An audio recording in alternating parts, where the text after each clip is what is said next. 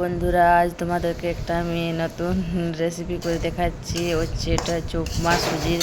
তো দেখো, আমি কড়াই বসিয়ে দিয়েছি, এদিকে সুজিটা ভালো করে ভেজে নিচ্ছি।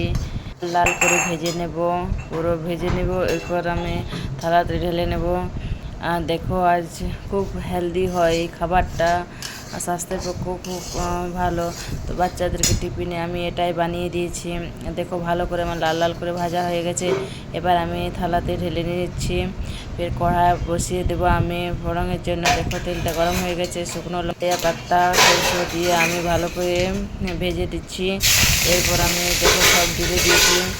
আর এদিকে দেখো, আমি পেঁয়াজগুলো ঢেলে দেবো, ভালো করে লাল লাল করে ভেজে নেব। এদিকে দেখো ডালা হয়ে গেছে, এবার ভালো করে ভেজে নিচ্ছি।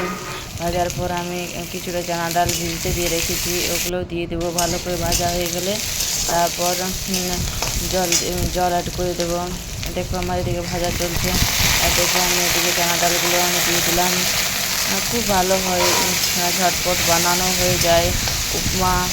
তো আমাদের কার কার ভালো লাগে বন্ধুরা উপমা, তো একবার ট্রাই করে দেখতে পারো। দেখো, আমার এদিকে ভাজা চলছে। দেখো, আমার ভাজা হয়ে গেছে। এবার আমি এটাতে জল অ্যাড করে দেবো আর ভালো করে ফুটিয়ে নেব। তার সাথে একটু লবণও অ্যাড করে দেবো। খুব সুন্দর হয়েছে কালারটা। তো বন্ধুরা, দেখো, জলটা আমি অ্যাড করে দিলাম। তো এদিকে আর একটু বেশি করে জল দিয়ে দিচ্ছি। তো বন্ধুরা, আমাদের কড়াইগুলো এরকম কালো কালো হয় কেন জানো? কয়লার উনুনেও মানে বানানো হয়, কালো কালো হয়। দেখো, আমি এদিকে সুজিটা ঢেলে দিলাম জলটা ফুটে যাওয়ার পর। দেখো, ধীরে ধীরে আমার দিচ্ছি, সব সুজিটাই ঢেলে দিলাম।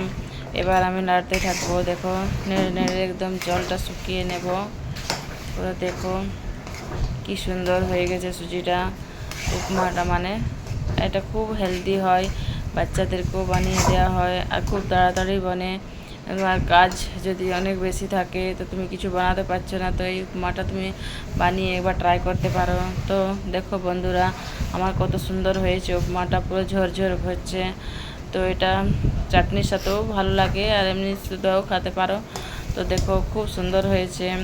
তো বন্ধুরা, ভিডিওটা তোমাদের কার কার পছন্দ হয়েছে, তো তোমরা একবার ট্রাই করো, বানাতে পারো ঘরে। আর যদি ভালো লাগে থাকে তো কমেন্ট করে দিয়ে একটা লাইক কমেন্ট করে দিও। তো বাই বাই বন্ধুরা, আমি ঢাকা দিয়ে রেখে দিচ্ছি, আর কিছু বলার নেই। চলো বাই বাই, টাটা।